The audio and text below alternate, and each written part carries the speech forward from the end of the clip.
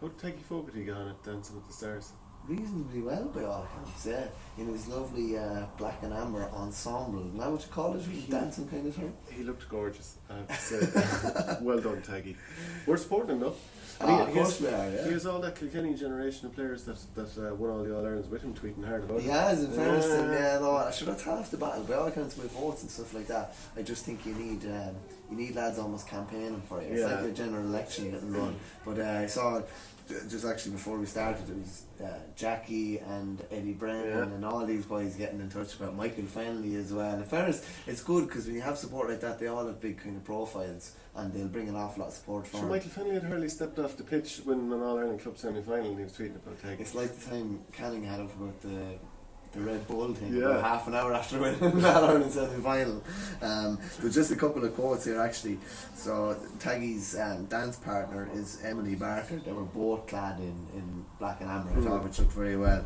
They did a jive, I think it's called Tiger Feet or something like that. But Taggy said they hadn't trained as hard in 10 years to get in shape. It is a totally different type of thing, like, you know, it's only now that GA players are getting into like the yoga and things like that, where they're looking at the flexibility, but you want to be fairly nimble to be doing that now. Do you ever do any dance classes for the crack? No, but if I ever get married, I'll secretly do dance classes and absolutely bamboozle everyone the day of the wedding. If that's a big if, obviously. I once said I'd try it out, and I went for I signed up for 6 hip-hop dance classes. Believe it or not. Stop. I was horrendous.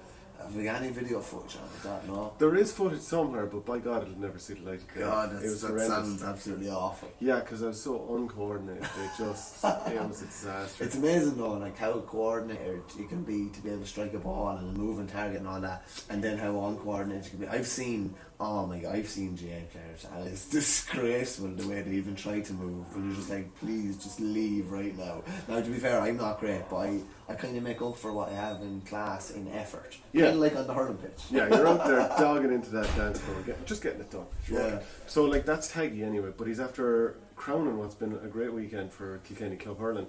Obviously, we mentioned Ballyhale, Beach Loughneel, and then the man himself, Tommy Walsh, with Tullaroan. They're heading to an All-Ireland Intermediate final now after beating Nevena of Antrim. Yeah, it was deadly, isn't it? It was kind of we built it last week as Tommy versus Sambo. It was class. They won with a bit to spare, as they have for most of their games. I think they finished 320 to 14 points. They're gonna be hard beaten. It's probably the final that we expected. Obviously Father O'Neill's got over Turin in O'Connor Park in the other game. Good few sending offs in that game actually. Father O'Neill's played without 2 men for I think nearly the whole of the second half. And thankfully, like, because we wouldn't see it without him, but Buff Egan put up a video of Declan Dalton's point where there was a long range free hit in and the ball kind of broke around the square and there's 5 or 6 guys there and he chipped the ball up, stabbed the ball up off the ground with his foot, and it was just class. And I think that's like the service that Buff is providing, with that people can actually go and see those things, because otherwise it's just like, unless you were there, and there obviously weren't that many there, you didn't see it, so it's class. It's like Shane Conway's point for Kerry a couple of weeks ago. Buff had it up also. Paul Cody from Carlow, he was the fixtures, the All-Ireland fixtures have been put up. So Connie Shamrocks against Russell Rovers in the junior club final, Tullaroan against Father O'Neill's, like you mentioned, and Ballyhale against Borrisley. So that means there's Kilkenny teams in all finals, and Paul Cody tweeted, Kilkenny Club Hurling is different gravy to the rest, toughest of them all. Now, like, obviously Kilkenny Club Hurling is brilliant, and that's why they've won so many All-Irelands at all levels, all grades, down through the years. But they do have a setup whereby it's 12 teams at the top level, and if they have 12 at the top level, and then the 13th team is playing in intermediate, and then you have another county where there's 20 teams in the top level, and then the 19th team then goes through. You know, you're obviously not placing like against like at the second tier. No, so to me it's very smart from Kilkenny's point of view, and would say from Kerry's point of view in football. Kerry are dominating all these junior and intermediate in particular, because basically every club has a realistic chance of winning their county title. If Kilkenny had 20 teams contesting their senior title, they wouldn't all have realistic chances. At the start of the year, obviously, you have Ballyhale, but you're thinking, just if take Ballyhale out of it, like, you're thinking any of the other 11 teams could win. Yeah. And then by virtue of that, the 13 team is very strong and has a great chance of going on in Leinster and in the All-Ireland race. I just think it's smart. I think it's smart. Tommy probably didn't think he was going to be back in Croker Park, which is class, and it's class that he's back there, obviously with his brother Pádraig, and then you have Shane as well, and you have the other Tommy then. The other Tommy full back then as well, and you've Shane Walsh in attack as well, don't you? I'm actually mixing. Is Shane Walsh? Martin Kehoe in attack as well, yeah. So it's class for him. Class. And to win so comprehensively, geez, 320 to 14 points. That's a fair old pace. Then they put up I think it was 225 against Sir Kieran in the Leinster final, and I gave Sir Kieran a shout going into that game. Yeah. They're just a really good side at that level. I saw them in the Kilkenny final, and they were really, really good. That's again, we're always talking about the beauty of the club, but players getting back to Croker Park several years after the last played there. I know, like for my brother Paddy, it's 5 years since he played at Croker Park, and now he's back there again. Tommy Walsh, when was he last there? Probably the same thing. It was 2014, I think, might have been his last season. And it would have been a happy memory in the sense that Kilkenny won, but he played no part in the day. So it's great to get back there. Yeah, incredible stuff. And just on the other game as well, I think Kenny Feeney, the great kind of Mayo legend, I think he was sent off in that game as well. For Turin. Yeah, and Carl Freeman actually did a very good piece with Kieran Shannon in the Examiner on Saturday. It was good because he would have harboured prospects or thoughts as a young fella of winning an All-Ireland football title in Mayo and then totally dedicate himself to hurling. And he kind of came out and said what a lot of people are thinking, like the hurling is on its knees in a lot of places, and there's very little support for the likes of Mayo. And obviously Keith Higgins would have been another one, Ballyhonest would have been another big high profile name in Mayo. But there's guys in clubs like that, they're keeping the fight alive because it's not simple. Because I did a piece with Fergal Boland, who would be on the Mayo football panel, and he'd obviously be a hot prospect for the hurling team. He would have been involved. He's one of Turin's key men, and he's dedicated himself totally at inter-county level to football now, because you can't go in on both codes. We know that you can't succeed playing both codes these days, or if you do, it's going to be an absolute anomaly. And I think Carl Freeman's piece one of the pull quotes was basically that hurling is dying out there. And when you have your better players that are dedicating themselves solely to football, it's just that's another little kind of death knell to it. Yeah, but as well as that, the way structures and fixtures are, it gives them no hope. I'm sure he doesn't want to do that. But having spoken with Fergal for that piece, he said that all the time, all through the year, the lads text on their WhatsApp group, and they all go down and meet for pucks down at Club. That's class. Yeah. So it is the lifeblood for these boys, no doubt about it, but it's just a pity it can't be spread a little bit more. The way things are set up, it's kind of like it's a rigged game in the sense that it's very difficult for sport to grow massively. No, it is difficult. Outside of the areas that it's already strong in, where was the last area that sprung up? Where was the last county that sprung up that wasn't a traditional county? You probably could be looking at Offaly. But there was always some tradition there, but we don't have any new forces, and that's what I'd be worried about a small bit for hurling's future, because, and even within the top tier championships are good in a way. I think they're bad in another. I think they create a bigger gap between the tiers almost. Yeah. The gap between, let's say, Lee McCarthy and Laurie Marr is just it's just to play it could be 80 points, do you know what I mean? Yeah. And I just think we're by putting counties into tiers, that's why I'd worry a bit about football with tiers, and the tier 2, and then if there's a possibility tier 3. When you're competitive at that level, but you're getting further away from the top level. Actually, you see just the mass exodus of inter-county players now with different teams. That's just going to continue. And all those mid to lower level teams, nobody really talks about. They are hemorrhaging players. And if you can't keep a group together for a while, you're in trouble. Just at the junior All-Ireland semi-finals, Connie Shamrocks beat Owen Rua of Derry 318 to 112. Connie Shamrocks didn't actually win the junior Kilkenny title. They lost to Owen Loughlin's second team. I presume this would be a first team winning an All-Ireland that didn't win their All-Ireland title. I've never heard of it before. Usually teams don't bounce back like they have. It sounds it sounds very new to me anyway. Yeah, because Austin Stacks obviously got out of Kerry, having been knocked out at the quarter-final stage, but got pasted because I suppose the thing with them is losing the final. It means that it wasn't like you were waiting for a game. Whether you won or lost the game, you were going to be playing your next game a week or two later. They're going to meet Russell Rovers in the final. So the mad thing about this game is it was a draw after full time, and Russell Rovers end up beating Micheál Brannachs of Galway 126 to 115. It's mad. Like 11 points. I didn't get a chance to actually read through the match report on it, but Brannachs must have struggled if they did even. I don't know if they even scored in extra time, but it's funny when you're the underdog, and they were the underdog obviously going into that game, and it was so tight the whole way through, and sometimes it can be just demoralising. We've lost our chance, and Russell Rovers pushed on. Two Cork versus Kilkenny clashes in the junior and intermediate, and then obviously have Tip and Kilkenny with the senior of Bursley and Ballyhale. The old rivalries are back. Yeah. I know. Just a word about your own county, Offaly, back into a Kehoe Cup final now after beating Meath 8-18 to 3-18. Yeah, so Offaly would have competed in the Walsh Cup for as long as I can remember, but they're back in the Kehoe Cup. Well, how do you feel about, first of all, how do you feel about being in the Kehoe Cup rather than the Walsh Cup? Maybe it's just more realistic starting off. The Kehoe Cup was also on, they had more games before Christmas as well, so it kind of maybe suited Michael Fennelly trying to find out more about players as quick as possible. The game at the weekend was bizarre, just from, I couldn't get down to it unfortunately, but they could have had 12 or 13 goals by all accounts. Oisín Kelly scored 4 goals. They seem to be working well in attack. My only worry would be that they've conceded quite big scores, big score to Down and a big score to a Meath side missing 5 or 6 guys. So 3-18 is an awful lot to be conceding. I actually don't think we're too bad up front.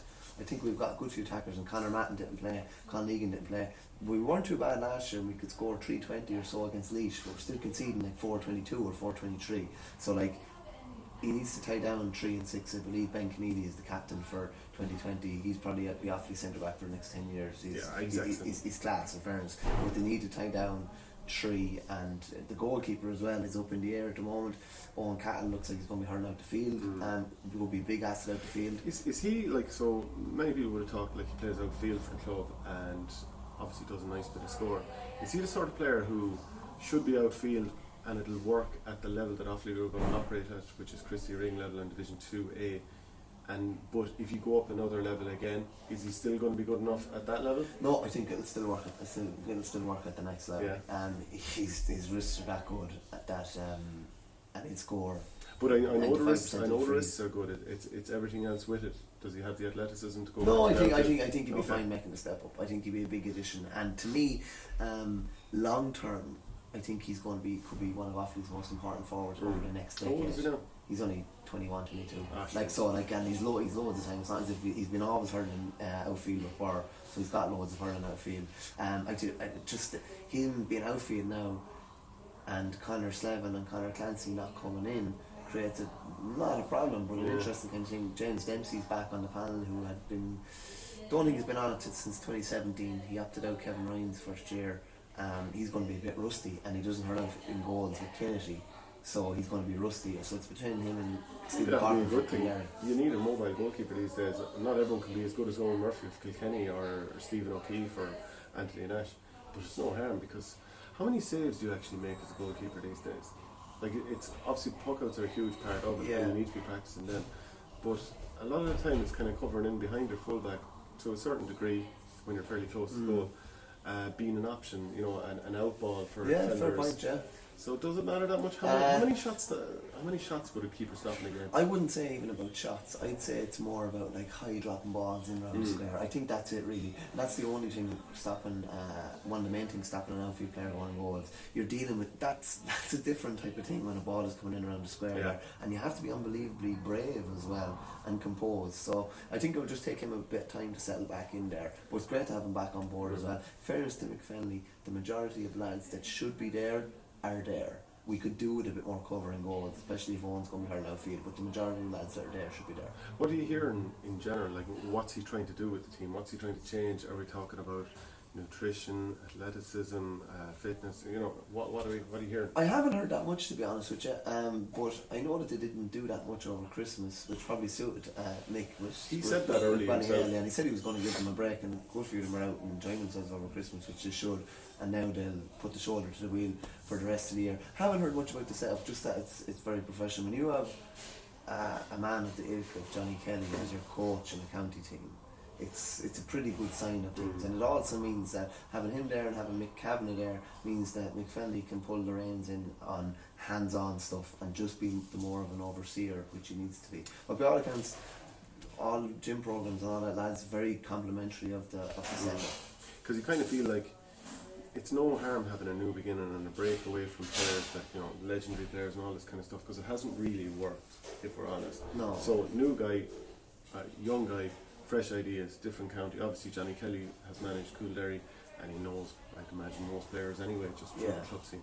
So the kind of freshness, it's probably no harm. No, I think so, yeah. I think there was a clean kind of break needed there, as you say. And anything I've heard about setup is all good. What about Michael Dignan as chairman? Has that been well received? That's been, there's a lot of stuff going on in the background there. They'll have their first county board, I'm not sure is it this week or next week, but there's a couple of vacant posts. I believe they're all nearly filled at this stage. There's been a lot of good work going on in the background. There's a lot of optimism around the county. Between the football setup is quite good too.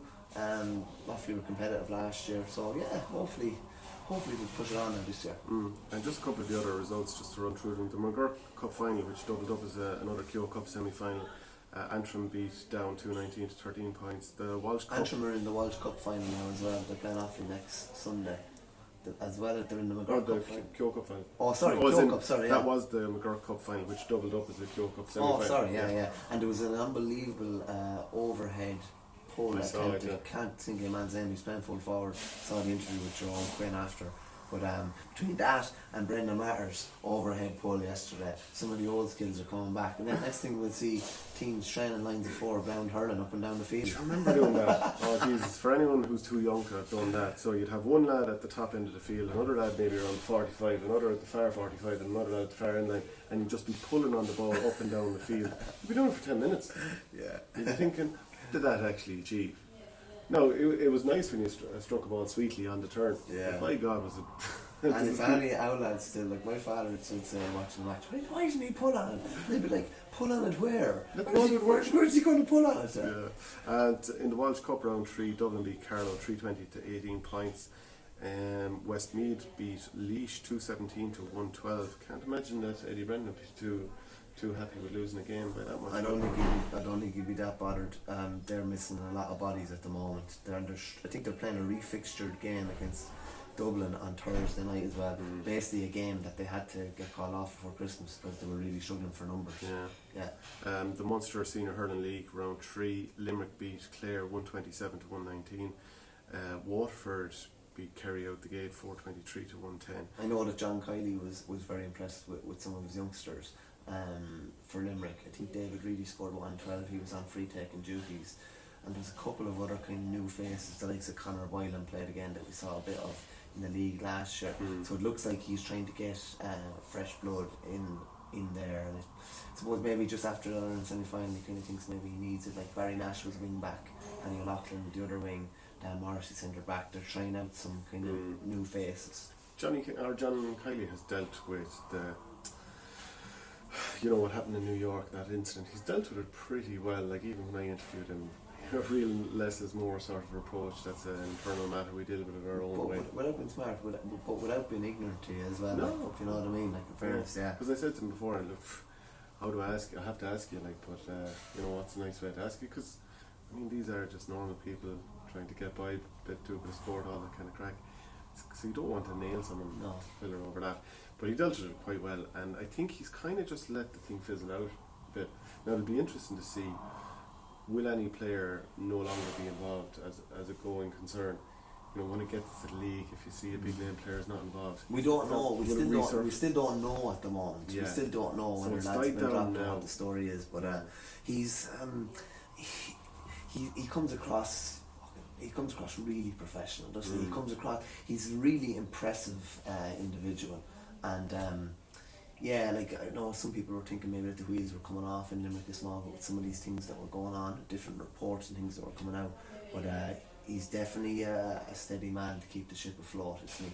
But they're going to have to keep their noses clean now, because there's the slight beginning of a hint that these lads have lost their own themselves. Discipline is an issue. They're going off the rails, all this kind of stuff. No, not that I'm saying that. I'm definitely not. Yeah. But I'm just saying the perception very quickly, you can be painted in a certain light.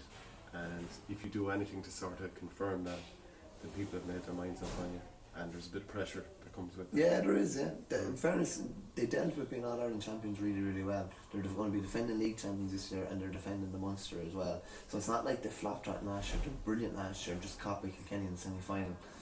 If they got over Kilkenny, we could be talking about back to back. Do you know what I mean? So it'll be interesting to see. But they're, to me, they're still All-Ireland favourites for 2020.